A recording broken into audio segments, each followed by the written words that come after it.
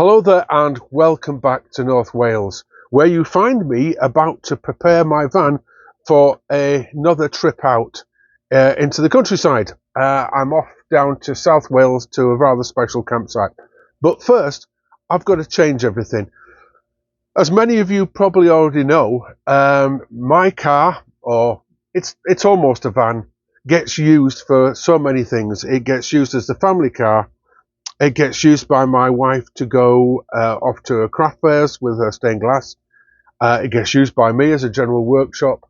And as this picture will show you, I don't tend to hold back. It does tend to get a bit abused.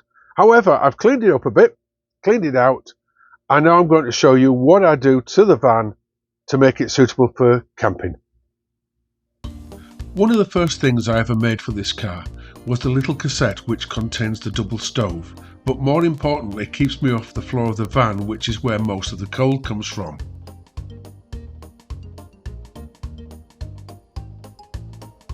With this cassette system, I have to remove the rear seats. This takes very little time, but is essential to provide me with a comfortable space to live out of on my trips away. They just fold over and I unclip them one by one. They are then taken indoors and stashed away in the house, obviously somewhere warm and dry.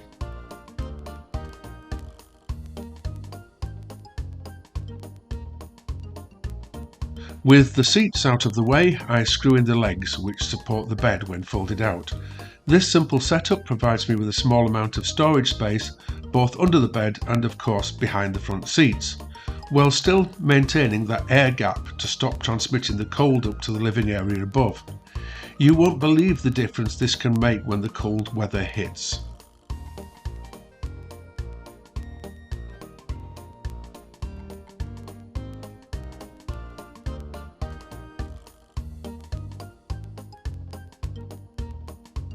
You'll notice I've replaced the summer inflatable mattress for one of these folding bed seats.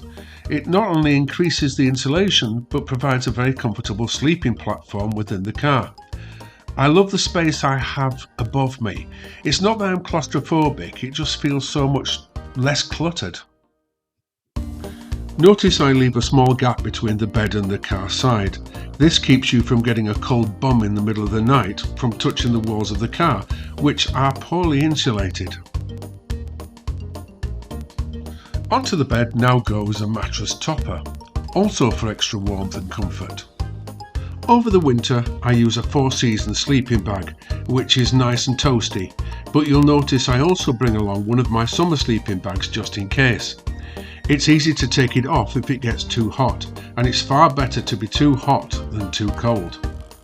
Some of you might remember a trip I took way back in the spring when I mistakenly left my 4 seasons behind, and how cold I got with just my summer bag. Why neglect your comfort? Remember to take along some pillows together with one of those long thin hot water bottles for your sleeping bag. These car window blinds not only stop the light and provide privacy, but are well insulated. I pack most of my things within these heavy-duty storage boxes, which I also use as a seat and a table. Finally, there's my own homemade power bank. You may remember me building this earlier on in the series, for things like my TV or a heater. A few other changes I've made this year for winter. This one wasn't so much for winter, but the lights that I use are these little energizer things. You can push them on and off. And they also come with a little remote. Oops, I maybe put them all back on again. They change colour. Yeah, something more for Halloween perhaps. Very useful. Anyhow, back to normal. Yeah, so the lights were stuck to the ceiling, and it's this material stuff. And no matter what sticky patches I used, eventually they drop off. So new sticky patches. And they're on these little plastic, there they are. They're for fastening cables in, I believe, if you're wanting to tie something down in the back of the car. So they're there. There we are. And that's a lot better. Cooking.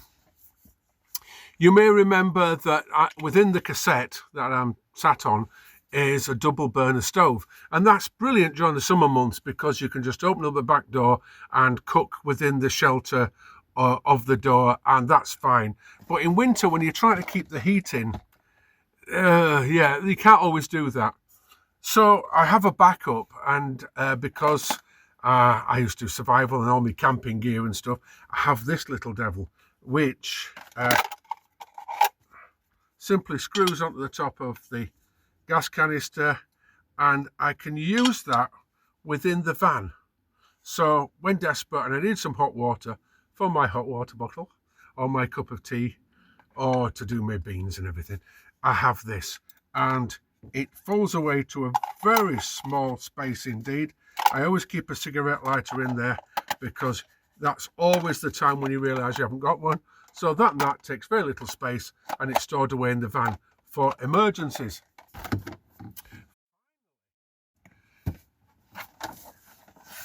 You may remember this. This is my cold box, and during the summer months it tends to keep the tinnies or the milk in good condition. However, on the front, and I said the back, is a lovely little switch, and if you flick it the other way, it goes to warm. Obviously, I don't need cold in winter, but if I go out, nip out and get a takeaway, or perhaps I've already made something that's warm and I want to carry it on my trip so it's ready when I get there, this works a treat, kicks out a bit of heat. It's not an oven. Don't think it's an oven, but it does keep everything nice and warm and toasty, ready for when you're on site. Finally, I may have mentioned my television. Now, in winter, the nights are a lot longer, and although you may go exploring, yeah, eventually you'll get bored or it become too cold. You get back in the van, you want a little bit of entertainment. This thing cost me a few quid locally. I have a magnetic aerial which sits on the roof. You have to pre-tune everything, or rather retune everything when you get to site, because they're always on a different aerial. But I do have my television, so that is a little bit of entertainment. And this van is brilliant. It's like a home from home. The only thing missing is the dogs and the missus. A good while ago, when I first started the channel, I used to do a segment called Top Tips. That's gone by the wayside over time. I mean, how many different things can you do to a small van like this? Anyhow, that aside, something's been pointed out, which I'm going to come up with a solution to. Now, middle of winter, you've had a few cups of tea, a few bevies maybe, around the campfire or down the local pub, and in the middle of the night, you're laid out there and you suddenly get the urge, nature takes its course, and you need a jimmy. So we have these things which are called shiwis, but to be quite honest, they hold about a can of Guinness. They won't hold much more than that. And I could probably have about 3 or 4 of these lined up on a night. So that's out of the window. A friend of mine came up with this idea. He uses one of these. This is one of my water bottles, which is a milk bottle, obviously. But the top is quite small. And they're a bit obvious. I mean, when that's full of an amber liquid, shall we say, it's going to be obvious. So in the morning, when you get up and you wander down the campsite to the toilets or whatever to dispose of this liquid, everybody's going to know what you're doing. So the solution is at hand. Ta-da! Yes, this is one of those bottles you get your washing liquid in for the washing machine. It's white and nobody can really see what's in it. It does have a little level indicator. There's a clear bit up this side so you know how full it's getting. And the top is quite huge. So walking down the campsite to empty that in the morning, people are just walking thinking you're either getting rid of rubbish or you're going to wash something. So no worries on that score. So there you are, a top tip. It's ages since I've done one. Here it is. Make use of it. Now with the car packed with all my gear, and despite the very iffy weather, I finally set off on my travels. Today I'm heading south to mid-Wales to the county of Powys, and to a rather unusual site just east of the small Welsh town of Llandudrod-Wells. I'm visiting Coco's Wild Camp, a rather unusual campsite set on a 400-acre family-run farm. It's very close to the English border and the counties of Herefordshire, Worcestershire and Shropshire. I followed the A489 from Dolgellau and the A44 down through Wales, but if coming from England, the A44 works just as well from Leominster and Worcester. You eventually need to switch to the A488 and to look out for this sign which sends you up a narrow lane to Coco's. I paid a tenner to a nice chap in reception. It's only £10 per adult and £2.50 a child up to the age of 16. Dogs are free, but you must keep them on a lead at all times.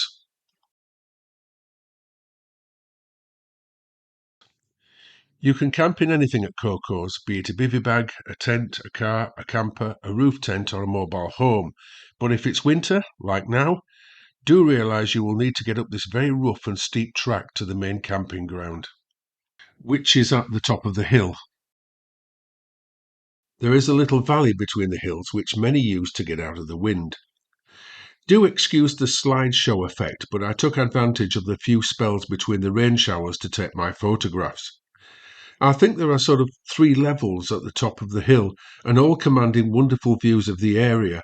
The third level, though, was closed on the day of my visit. Being a wild camping site, facilities are sparse. There is no drinking water, so you'll need to bring your own.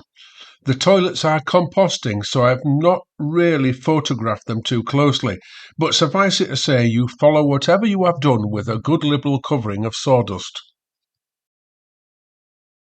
The day of my visit was Halloween, and 2 organised groups had arranged to stay over for the event. The Phoenix Solo Camping Meets Group UK, which is a group for like-minded solo campers, were camping within the valley, and a large contingent of tent box campers had gathered as a small village by the track. Coco have a number of green caravans that they rent out, and these are dotted about the site. And as can be seen by these few photographs, everybody was getting into the Halloween mood. As the sun set and the skies cleared and the moon illuminated the site, a fire pit was lit within the valley where a local musician and DJ entertained the throng.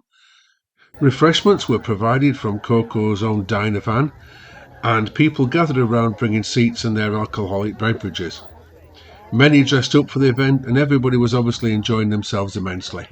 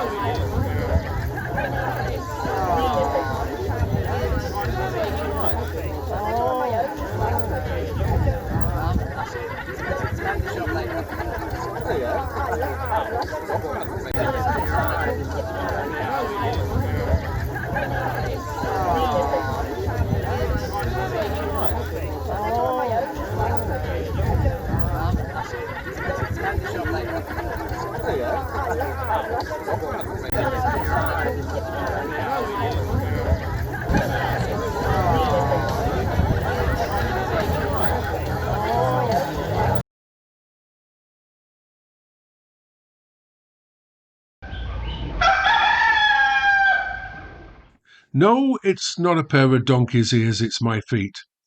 The weather has finally improved and I'm up bright and early to set off to another stopover. To discover which little gem I've found to visit next, subscribe to catch part 2 of my trips around Wales. There is further information and links to Coco's wild campsite in the description below. And if you haven't guessed it already, Coco is a donkey. But which one, I'm sorry I don't know. See you all very, very soon.